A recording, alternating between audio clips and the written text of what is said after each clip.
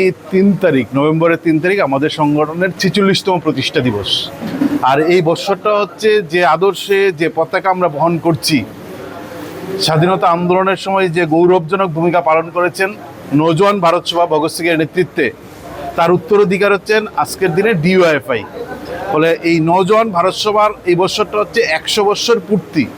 ফলে নওজোয়ান ভারত সভার 100 বৎসর পূর্তি আর ডিওয়াইএফের 46তম প্রতিষ্ঠা দিবস, তাকে কেন্দ্র করে আমরা 3 দিনব্যাপী এই বই উৎসবের আয়োজন করেছি আমাদের এই ছোট্ট পরিসরে ছাত্র যুব ভবন প্রাঙ্গণে।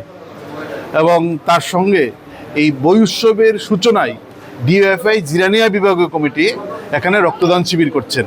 ফলে রক্তদান উৎসবের মধ্য দিয়ে আমরা বই উৎসবের সূচনা করছি। আমাদের অত্যন্ত প্রিয় অধ্যাপিকা শ্রদ্ধেয় আলপনা সেনগুপ্ত এই গোটা কর্মসূচি 3 দিনব্যাপী কর্মসূচির উদ্বোধন করবেন। তাছাড়াও থাকছে সেমিনার, সাংস্কৃতিক অনুষ্ঠান, সদর বিভাগে আয়োজিত কুইজ কম্পিটিশান, আর্ট কম্পিটিশান। ফলে নানা কর্মসূচির মধ্য দিয়ে 3 দিন কর্মসূচি আমরা সাজিয়েছি। এবং আমরা মনে করি গোটা দেশে একদিকে হিংসা, ঘৃণার যে রাজনীতি, বিজেপি, আরএসএস, কাশ্মীর থেকে কন্যাকুমারী, কোহিমা থেকে গুজরাটের কচ্চরান, গোটা ভারতবর্ষে যে ঘৃণার রাজনীতি ছড়িয়ে দিচ্ছেন, তার মধ্যে দাঁড়িয়ে যুক্তি, তর্ক, বিজ্ঞান সব হারিয়ে যাচ্ছে। ফলে যুক্তি, তর্ক, বিজ্ঞান, ভালোবাসা এটাকে ফিরিয়ে আনার প্রশ্নে আমরা মনে করি এই বই উৎসব একটা গুরুত্বপূর্ণ ভূমিকা পালন করবে।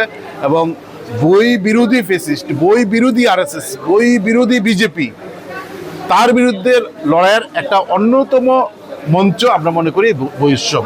ফলে এই বই উৎসব সব দিক থেকেই সফল হবে। আমরা শুরুতেই দেখছি নানা অংশের মানুষ আমাদের এই উৎসবের প্রশংসা করা শুরু করেছেন। ফলে আমরা এই উৎসব রাজ্যের এবং নবপ্রজন্মকে আরও অনেক বেশি আগামী দিনে লড়াইয়ের ময়দানে আনার ক্ষেত্রেও ভূমিকা পালন করবে, এই প্রত্যাশা নিয়ে আমাদের